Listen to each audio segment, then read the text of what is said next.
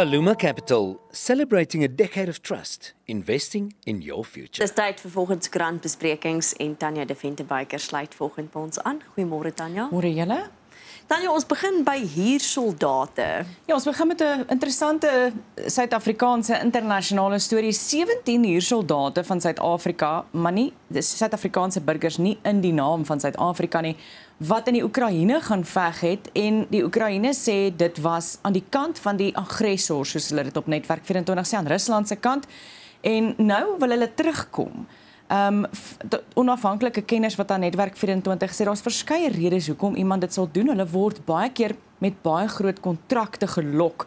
So wanneer hulle manne uithardloop as het ware, dan lok hulle mense in die privaat sekuriteit om te gaan veg. Soms word hulle onder valse voorwendsels gejok vir hulle met die lok, dat hulle nie heeltemal weet wat hulle aan daai kant gaan doen nie. Jy verdien natuurlik dan in dollars en kan spandeer in rande. Maar nou is die probleem, wat nou moet hulle terugkom. So die Netwerk 24 die joernalis is Arisa Schramrell, hulle kon nie kommentaar kry van die presidentsie se kantoor nie, en Rusland wil ook nie kommentaar lewer nie. Maar hierdie 17 mans wil nou terugkom. Hulle sê hulle is vasgekeer in die Oekraïne. Die Oekraïne sê ja, maar dis nie ons probleem nie, julle teen ons geveg. Nog is 'n treffende sin in die artikel waar hulle sê ja, hulle lok hierdie mense en hulle bied die groot pakkette aan, want hulle weet die helfte gaan omtrent doodgaan. So vir daai mense hoef hulle nie die geld te gee nie. Dit was vir my nogal 'n skrikwekkende gedagte. En daar is wetgewing in Suid-Afrika wat sê jy kan nie dit doen nie. Jy mag nie. Daar is, maar die kenners sê ook van die Instituut vir Sekuriteitsstudies dat baie keer is dit slegs 'n boete wat jy kry. So daar's baie min wat daar werklike vervolging plaasvind. Dit is inderdaad onwettig om te gaan veg as 'n huursoldaat in 'n ander land. Kyk, dis nie onwettig om te gaan werk by 'n sekuriteitsmaatskappy in die buiteland nie. Nee. So daar is daardie, soos die Engels sê, loophole. Maar sjoe, dit vat dan 'n baie spesifieke mens om sy lewe te wag vir kontant. So, baie desperaat, maar ek dink ons weet van baie mense wat op in Afrika werk in sekuriteitsmaatskappye. Geld, as mens geld nodig het jy geld nodig. Dis die waarheid. Dan Ian Cameron van die DA is glad nie beïndruk met Feroz Kachalia. Hy is glad nie beïndruk nie. En ons weet Ian Cameron het kom ons sê baie hoë etiese morele standaarde. Hy sê dis Augustus is Kachalia aangestel, ons is nou by November. Hy sê daar's nog steeds nie 'n duidelike plan nie.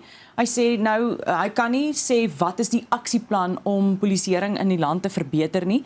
En ons almal weet op hierdie stadium is daar 'n werklike krisis. Daar's 'n Madlanga-kommissie, daar's 'n ad hoc komitee wat vra hoekom is ons waarnemende polisieminister nie besig met 'n daadwerklike plan? Iets wat vertroue vir Suid-Afrikaanse burgers gaan teruggee nie. Hy sê hy is ook bekommerd oor die feit dat hulle nie polisiebevorderings en aanstellings, dat hulle nie 'n audit daaroor doen van die afgelope 15 jaar nie. Wag Kachalia vir opdragte? Is hy bang? Is hy dalk net 'n tydelike plan? Wat gaan aan? Ons weet nie. Maar ja, dalk het hy nie die mag om nou onmiddellike goed te gee nie. Ek weet nie.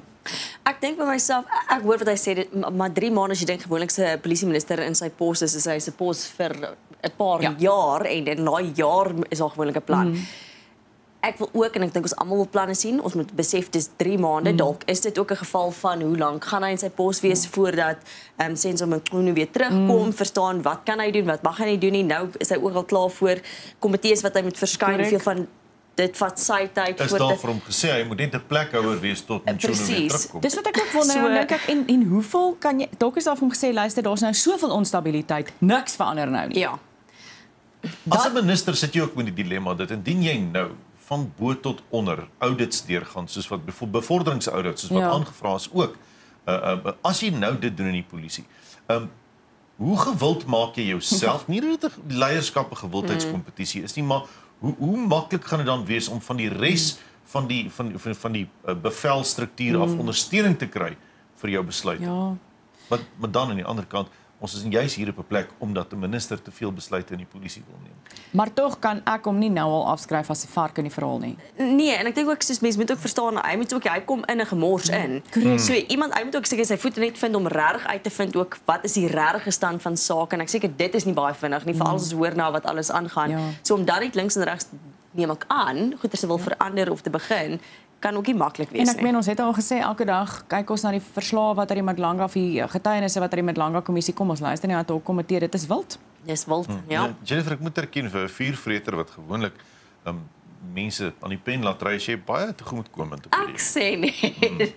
Dalk jy my gevang op 'n goeie Vrydag.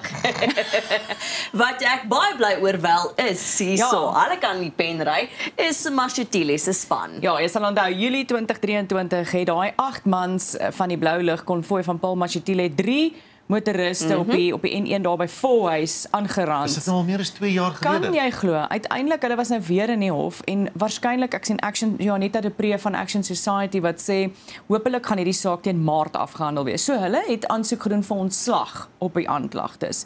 Die hof het dit van die hand gewys. So hulle was onsuksesvol, maar nie heeltemal onsuksesvol nie. 4 van hierdie manne het ontslag gekry op die rug van 'n vuurwapen.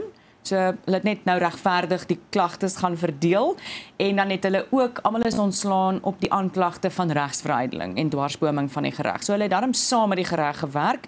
Ja, dit vat verskriklik lank. Dit is 2 jaar later. Maar goed, daar gebeur ietsie, hulle word verantwoordelik gehou en in Maart sal ons dan nou waarskynlik 'n uitspraak sien. Is interessant dat die hof besluit maar hierdie saak moet aangaan. Daar is gronde vir hierdie saak om voort te gaan. Waar die polisie besluit het sommer vinnig hulle is onskuldig bevind en intern is dit deur die polisie onskuldig bevind van wat hulle ook al gedoen het. Daar sou doen daar. As ons nou terugkyk, dan sien ons die vrotkolle wat ons toe nie geweet het wat daar in die polisie was nie. Interessant ook wat natuurlik Paul Mashatile wat homself heeltemal verontskuldig uit hierdie saak. Hy sê hy was glad nie bewus nie. Hy was in die konvooi, maar hy was glad nie bewus van wat sy manne gedoen het nie. Waar bly Jennifer nou stil? Nou weer hierdie week een van daai president en visiepresident konvooi op die hoofweg gekry. Hulle is nie jou maat nie. Dan praat ons bietjie oor skilpaaie. Die feit dat daar mense is in Suid-Afrika wat nog steeds op skilpaaie teer, op wat hulle huis toe vat, wat nie besef dat dit 'n beskermde spesies is nie, gaan my verstand te bowe. Dis my regtig 'n baie hartseer storie. 19 bondskilpaaie wat daar in die Tafelbaai Natuurreservaat gestroop is. Hulle het op 19 doppe afgekom. So hierdie skilpaaie wat waarskynlik geëet is. Hulle sê dat in die groter Wes-Kaap word daar baie diere gestroop vir kos. Hulle weet nie altyd daarvan nie. In hierdie geval het hulle op die doppe afgekom en dit aan die DBV oorhandig en aan Natuurbewaring Cape Nature. Ag, dit is net vir my absoluut tragies, veral wanneer diere betrokke is. Dit is my regtig baie sleg. Bondskilpaaie spesifiek, skilpaaie oor die algemeen, is nie bedreigde spesies, maar is beskermde spesies. Hulle is beskermde spesies. Daar is baie van hulle, van die bondskilpad, maar dis nie 'n rede om hulle te eet nie. Hulle sê hier, dit is al aangeteken dat die spesies, die bondskilpad spesies 32 jaar oud kan. Nee. Dit is nie som net, dis nie asof jy 'n vlieg klap nie. Dis 'n noemenswaardige verskil wat jy maak aan die ekosisteem. Dit voel altyd vir my met 'n skilpad, dis nie soos 'n rooibok wat in September gebore of November gebore is en oor 'n jaar is hy groot nie. 'n Skilpad groei stadig. Tanya, dan moet ons praat oor tegniese foute wat herstel is in Tshwane.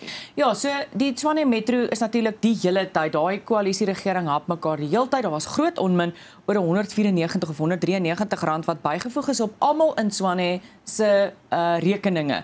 Die hof het beveel dat dit mag nie gebeur nie. Tog het die Metro wel daai fooi opgesit. Een of ander skoonmaakheffing het hulle dit genoem. Die DA toe teruggegaan hof toe gesê, luister, hierdie is onwettig. Hulle het vir mense gesê, moet dit nie betaal nie. Baie mense het dit onwetend betaal. Toe kom die nuwe rekening en dit was weer daarop gewees. Maar nou die Metro gesê dit was 'n groot fout gewees en hulle gaan, lyk my dit, met 'n krediet herstel. So as jy nou die 194 2 keer betaal het, dan gaan hulle jou nou 194 en 194 rand krediet gee. So kyk maar net op jou rekening dat jy daai krediet kry. Maak maar seker dat jy dit kry. Dit is baie interessant dat as jy as 'n gewone lid van die publiek geld by iemand wederregtelik neem en skuldig bevind daarvan, daar in 'n hofbevel uit is dat jy nie daai geld by 'n ander persoon mag neem nie, dan word jy gefonnis. Maar as jy Tshwane is, dan kan jy sê, jammer, dis vir die tweede keer wat ons onwettig weer gedoen het. Ou rekenaarfoutjie, dis okay, ons beloof, ons sal dit terugbetaal. As jy 'n rekenaarfoutjie maak en nie jou water en ligte betaal nie, dan sny hulle jou krag af. Absoluut. Interessant, ek is gister ook nou weer in ander dele van Tshwane wat mense gewoonlik na toe gaan nie. Dit is fascinerend om te sien hoe dinge uitmekaar uitval. Hoe jy dink hierdie Kwanshuis skoonmaakheffing sou help as daar lamppale dwars oor paaie lê vir dae lank. Stopstrate, Stopstrate wat verwoes is, bome wat oor paaie lê vir dae lank. Mense sou dink dat Tshwane Metro aandag sou gee aan hierdie geleenthede, veral as hulle personeel het wat elke dag daar deurry. Maar dit is nie die geval nie. So ons hoop dat Tshwane 'n bietjie vinger trek. Ek dink dis tyd. Nou ja. Dan moet ons praat oor hierdie veiling. Dis nou die tweede goue toilet wat gemaak word deur hierdie kunstenaar. So die Italiaanse kunstenaar Maurizio Cattelan se kunswerk America, seker van America. 'n Goue toilet. Hy gaan vir naraming minstens vir $10 miljoen opgevel word. Dis 174 miljoen rand. Nou, hierdie kunstenaar, jy sal onthou, dit is dieselfde kunstenaar wat die piesang teen die muur geplak het. Die piesang Ja, Jennifer het haarself so ontstel die vorige keer wat vir 6 miljoen gegaan het.